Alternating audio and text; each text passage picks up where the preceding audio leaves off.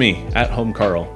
I actually recorded most of this video way back in November on Veterans Day, but I've just been sitting on it for a while. I wanted to do it justice, and I wanted to edit it in a particular way.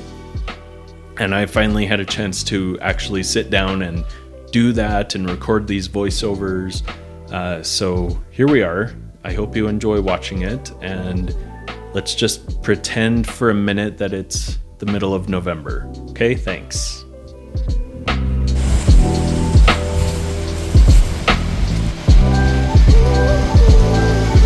I know it's really windy and I'm competing with the wind for the sound here, but I need to show you while I'm looking at it how cool the interactive map is that Kaysville has. I've looked for Henry Blood, who I'm going to look for, and it actually tells you exactly where to find him.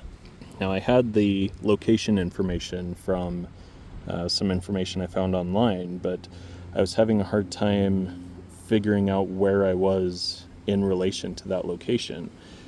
But when I come online, it tells me exactly where it is. So I can go to the corner of, the street names are gone, but Walnut and Plum, and find it from there. And that's what I'm going to go ahead and do.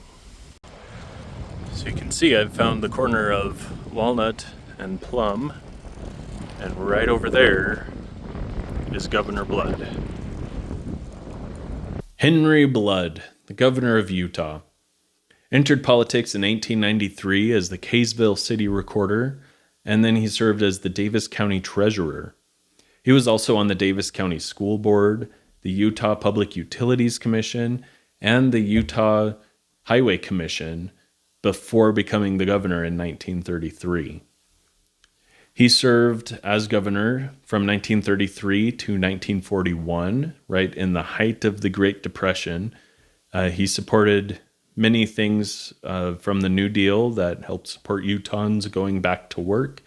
But he was also very concerned with the budget, and he vetoed a lot of bills that increased spending in the state so that the state wouldn't be living beyond its means and just entrenching itself even further in a depression. And aside from the Great Depression, 1934 had one of the worst droughts on record for the state, and he was the governor at that time as well. He was also the governor when Utah became the 36th state to ratify the 21st Amendment of the Constitution, which brought an end to prohibition in the United States. And a more fun fact, he and his wife were the first governor and first lady to live in the governor's mansion in Salt Lake City. All right, we've found Governor Blood, and we know some fun facts about him thanks to At Home Carl.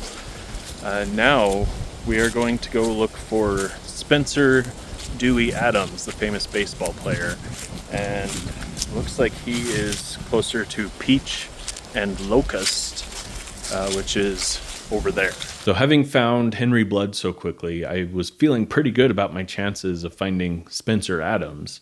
But when you have expectations like I did about finding him quickly, it's easy to be disappointed, and I was.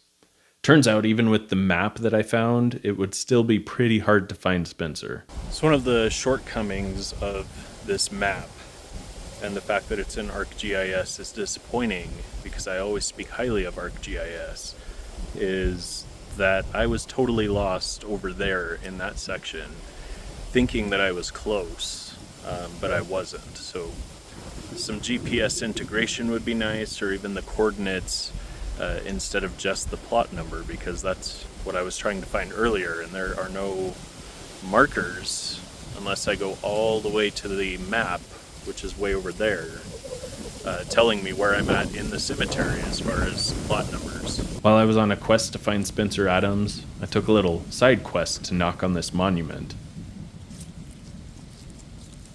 I've just been wandering for a few minutes, and I have found some really cool things, but I need to find those people that I'm here to look.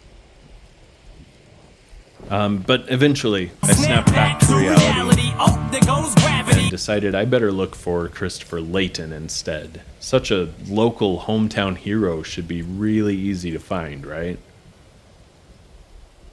Christopher Layton settled 3 cities. One was Kaysville, the other Thatcher, Arizona, and a third was named after him, Layton, Utah. In 1846, Layton joined the Mormon Battalion, which was going towards California to fight in the Mexican-American War. They ended up not actually fighting, and many of them went to California, Christopher Layton included. He tried to get into gold mining, never really hit it big, and ended up back in Utah, where he was a prominent colonizer, as we saw.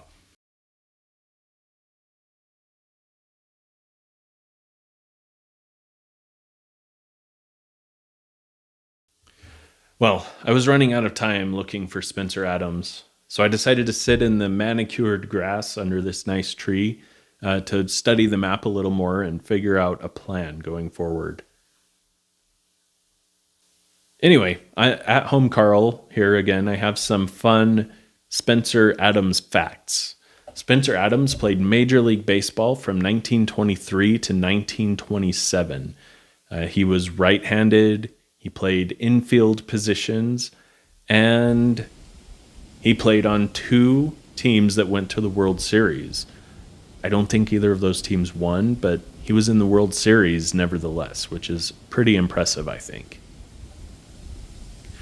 After his baseball career, Spencer worked for the Department of Transportation in Utah, where he was a maintenance worker. I was really excited to finally find Spencer, but these dates on the stone didn't seem quite right. I thought that he died a lot sooner than this. Just kidding. This is the Spencer Dewey Adams of Major League Baseball fame.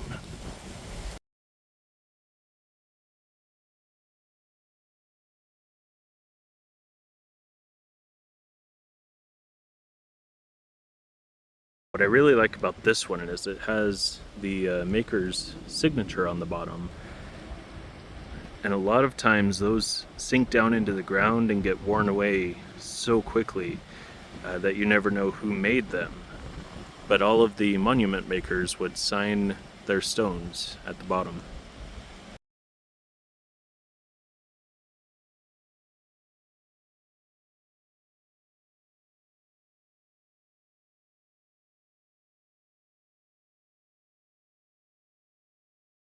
That was the Kaysville Utah Cemetery. I hope you had a great time.